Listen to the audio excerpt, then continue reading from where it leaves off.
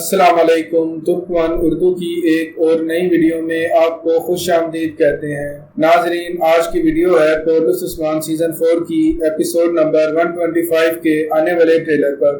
ناظرین، یہ سیزن انتہائی دلچسپ اور شاندار چل رہا ہے۔ ناظرین، اس سیزن کا بڑھتا ہوا سسپینس دیکھنے والوں کی دلچسپی بڑھا رہا ہے۔ آتے ہیں آج کی ویڈیو کی طرف۔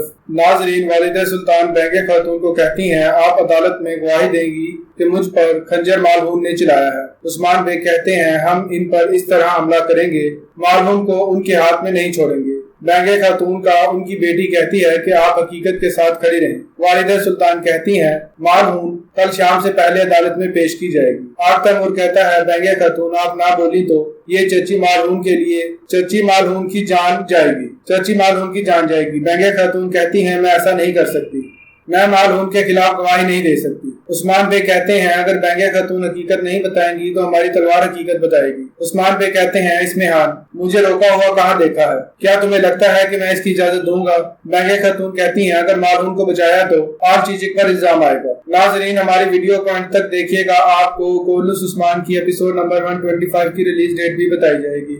اگر آپ نے ابھی تک ہمارے چینل کو سبسکرائب نہیں کیا تو سبسکرائب کریں، ساتھ لگے بیل آئیکن پر بھی کلک کریں تاکہ ہماری ہر آنے والی ویڈیو سے باخبر رہ سکیں۔ اگر آپ ترکیہ کے تمام تاریخی ڈرامے اردو ترجمے کے ساتھ دیکھنا چاہتے ہیں تو اپنے موبائل یا لیپ ٹاپ میں موجود پلے اسٹور پر جائیں اور سرچ کے آپشن پر لکھیں مکی ٹی وی آفیشیل۔ اس ایپ کو ڈاؤن لوڈ کریں۔ اس ایپ میں آپ کو تمام تاریخی ڈرامے اردو ترجمے کے ساتھ ملیں گے۔ ناظرین، اوپر بتائے گئے موضوعات پر تفصیل سے وضاحت کرتے ہیں۔ یعنی شہر عثمان بے ترگت بے کو بچا کر لے آتے ہیں۔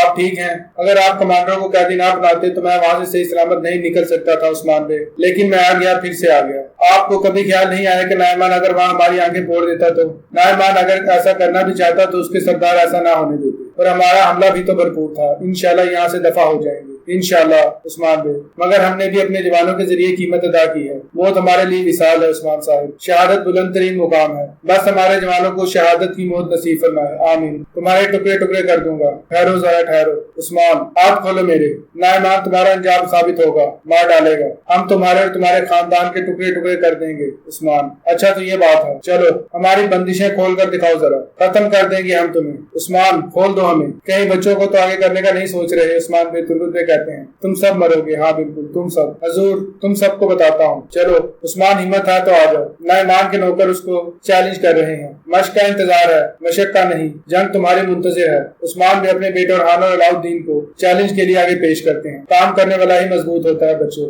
اب جب معلومات حاصل ہو چکی ہیں تو چلو اب لڑتے ہیں، شاباش، کھول دو ان کو، اب میدان تمہارے حوالے ہے۔ عثمان بے کے دونوں بیٹے اور 4 سپاہی نائمان کے آمنے سامنے آتے ہیں۔ بچوں پر ترس نہیں کھاتے؟ عثمان بے نہیں کھاتا، اگر ترس کھایا تو لاڈلے بن جائیں گے، اور دشمن لاڈلوں پر ترس نہیں کھاتا، ٹھیک ہے۔ عثمان بے کے دونوں بیٹے بڑی بہادری سے لڑتے ہیں۔ حضور ٹھہرو ذرا، اور بلا آخر عثمان بے کے دونوں بیٹے نائمان کے 4 سپاہیوں کو گرفتار کر لیتے ہیں۔ ماشاءاللہ، چلو لے جاؤ ان کو۔ بچوں ایسے خود کو کمزور ظاہر کرو گے تو دشمن کی ہمت بڑھے گی اور وہ غلطیاں کرنے لگے گا، جیتے رہو جیتے رہو۔ حضور بورسا کے بارے میں معلومات حاصل کرنے کی بجائے ہمیں مشق پر لگا دیا، یعنی مشق بورسا سے بھی زیادہ ہے، میں ایسے نہ بھائی جان، اولادیں تمام شہروں سے زیادہ قیمتی ہیں، ذرا مہارت حاصل کر کے طاقتور ہو جاؤ، پھر نہ جانے کتنے ہی قلعے اور شہر ہمارے قدموں میں آ گریں گے۔ ابھی نہیں بھائی سنگور، ابھی نہیں، ذرا دیکھیں تو تھکی ہوئی حالت میں کتنی مہارت رکھتے ہیں۔ عثمان بھی اپنے دونوں بیٹوں کے ساتھ مشق شروع کرتے ہیں۔ تو بتاؤ بورسا کی صورتحال کیسی ہے؟ چلو آؤ یہاں، بورسا محل۔ بورسا محل کے گورنر بڑے ہی غرور و تکبر سے اپنے محل میں چل پھر رہے ہیں۔ بورسا کے گورنر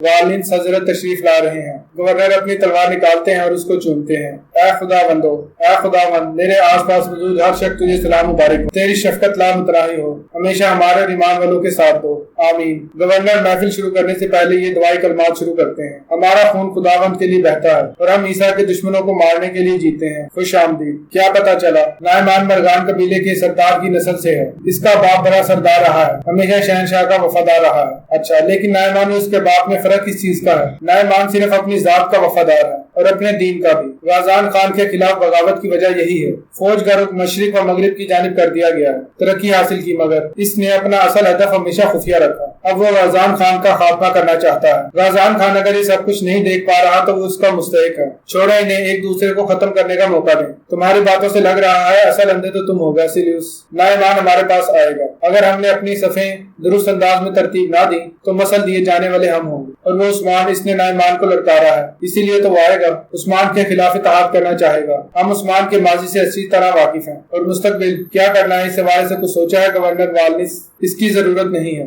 عثمان کا کوئی مستقبل نہیں ہے۔ بور صاحب میری مٹھی میں ہے، جہاں پیدا ہوا تھا وہیں دفن کروں گا اسے، یا نائمان کے ساتھ یا نائمان کے بغیر۔ بور صاحب میں سب کچھ بے مثال ہے حضور، وہاں قلعوں کے گورنر ہی کمانڈر ہیں حضور۔ نہیں، تمام سپاہیوں کو لڑنے کی خاص تربیت دی گئی ہے، ان کی زرہیں قسطن دنیا سے بن کر آتی ہیں۔ ہمارے لیے اپنے غیر منظم سپاہیوں کے ساتھ ان کی فوج بہت منظم ہے حضور۔ بور صاحب ایسا ہی ہے، اور اس کا نیا گورنر، اس کے بارے میں کچھ پتا چلا؟ ہم گورنر کو نہیں دیکھ پائے حضور، لیکن ظاہر ہے کہ یہ نظام اسی کا قائم کرتا ہے۔ فصیلیں مضبوط کی جا رہی ہیں، ان کے لیے منجگیں کافی نہیں رہیں گی۔ گورنر والنس کوئی عام کمانڈر نہیں ہے، بلکہ روم کا تیار کردہ انتہائی ماہر کمانڈر ہے۔ لیکن بورسا بھی کوئی عام شہر نہیں ہے، فوج کو یہی منظم کیا جاتا ہے، دو دشمنوں کے درمیان پھنس کر رہ جاتا ہے۔ بھائی سنگور، بچوں، خود کو پانی کا حقدار ثابت کر چکے ہو، لو پیو۔ حضور، تعاقب کرنے والوں کا پیغام آیا ہے، نائمان بورسا کے گورنر کے پاس گیا ہے۔ تو یہ بات ہے، فوراً دیوان منعقد کیا جائے۔ شاباش میرے بچوں۔ کیا مطلب ہے؟ میدان بدل گیا تو آپ لوگ کیا کر رہے ہیں؟ ہمیں اندازہ نہیں ہو پایا۔ میدان کی حقیقت بالکل آخری لمحات میں سامنے آئی۔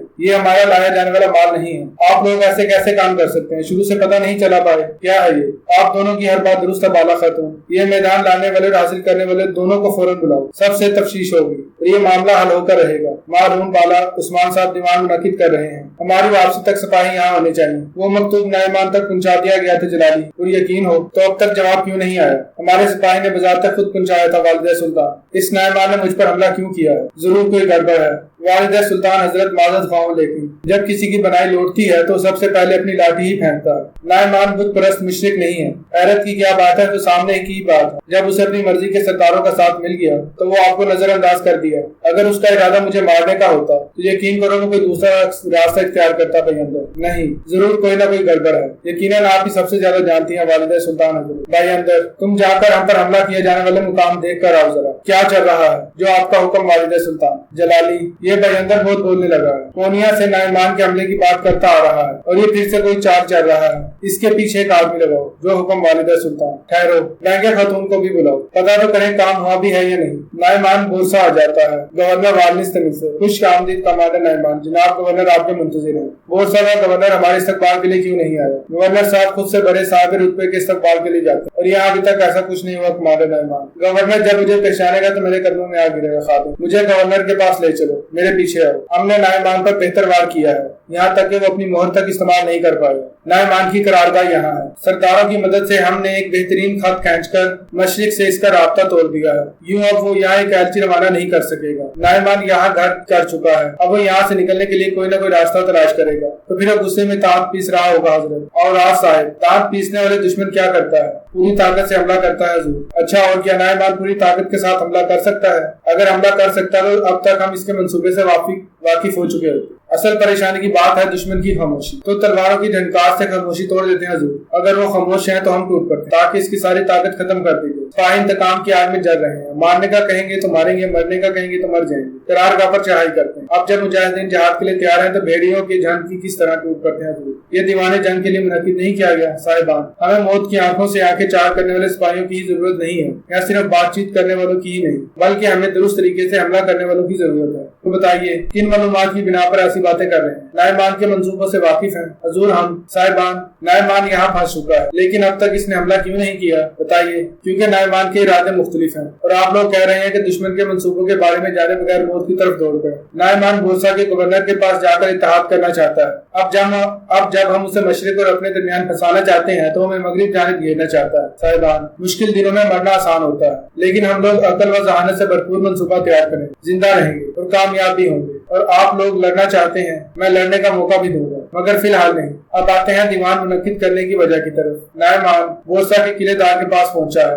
ہم ارحان سے سن چکے ہیں۔ اگر نائمان اور بورسا کا گورنر اتحاد کر لیتے ہیں تو فتح تو چھوڑیے، ہمارا وجود ہی خطرے سے دو چار ہو جائے گا صاحبان۔ یہ گورنر رومیوں کی وینیدک کی جنگ میں رومیوں کا سربراہ تھا، یہاں تک کہ اس نے مغرب میں اٹھنے والی بغاوت کی گئی کئی لہروں کو ختم کیا، کئی جنگوں سے فاتحہ بن کر لوٹا ہے۔ پھر تو بورسا کا گورنر بنایا جانا کوئی اتفاق کی بات نہیں ہے، اور نائمان کا اس کے پاس جانا تو بالکل بھی اتفاق نہیں ہے۔ یعنی کہ گورنر ماہر ٹیم کمانڈر ہے حضور۔ اگر نائمان سے اتحاد ہو جاتا ہے تو ہم کہیں کے نہیں رہیں گے۔ ان کے سپاہی بھی لڑنا چاہتے ہیں، ہمارے سرداران بھی، لیکن نائمان اتحاد کے لیے پورا زور لگاتا نظر آ رہا ہے۔ اب ہمیں کیا کرنا ہے؟ منصوبہ کیا ہے؟ ہمارے پاس قیدی کتنے ہیں؟ 12۔ جہر بتائیے حضور۔ تو مجھ سے مدد مانگنے آئے ہو نائمان؟ میری فوج کے لیے پانی، کھانا اور گھوڑوں کا انتظام کرنا ہوگا۔ منجیگیں میرے حوالے کرنی ہوں گی اور بدلے میں امیدوں سے زیادہ حاصل کرو گے۔ نائمان گورنر کو پیشکش کرتا ہے، میں عثمان کو ختم کروں گا، پورنیا میں مضبوط نظام قائم کر کے چلا جاؤں گا۔ اگر ایسا نہ کیا تو بڑا نقصان اٹھاؤ گے گورنر۔ مجھے اور اس چراغ عثمان کو خبردار ایک جیسا مت سمجھنا، یہ بہت بڑی غلطی ہوگی۔ نائمان اپنی فضیلوں پر بھروسہ مت کرو گورنر، میرے یہاں سے نکلتے ہی کسی بھی لمحے کوئی تیر تمہارے شاہراہ میں اتر سکتا ہے، لیکن تمہارا دشمن عثمان ہے، میں تمہارا دشمن نہیں ہوں۔ تمہاری جرأت کا سبب صرف چنگیز کی مہر ہے، میں ناقابل شکست رومی قلعے دار ہوں۔ ہم ہزاروں سالوں سے تم جیسے وحشیوں سے لڑتے آ رہے ہیں، میں تمہیں یہیں ختم کر سکتا ہوں نائمان، لیکن تمہاری بات بعض وجوہات کی بنا پر درست ہے۔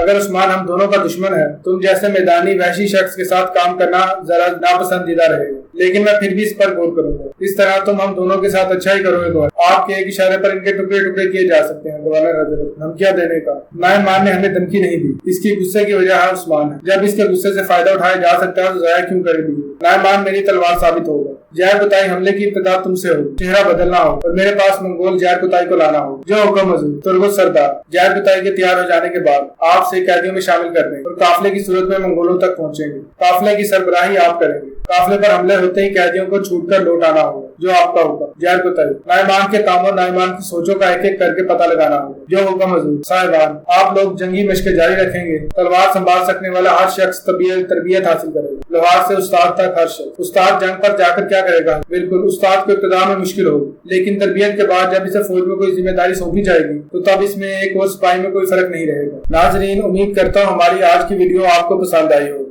اپنی رائے سے کمنٹ سیکشن میں ضرور آگاہ کیجیے گا۔ کورلس عثمان سیزن 4 ایپیسوڈ نمبر 125 کی ریلیز ڈیٹ 11 مئی ہے۔ اگر آپ نے ابھی تک ہمارے چینل کو سبسکرائب نہیں کیا تو کر لیں اور ساتھ لگے بیل آئیکن پر بھی کلک کریں تاکہ ہماری ہر آنے والی ویڈیو سے باخبر رہ سکیں۔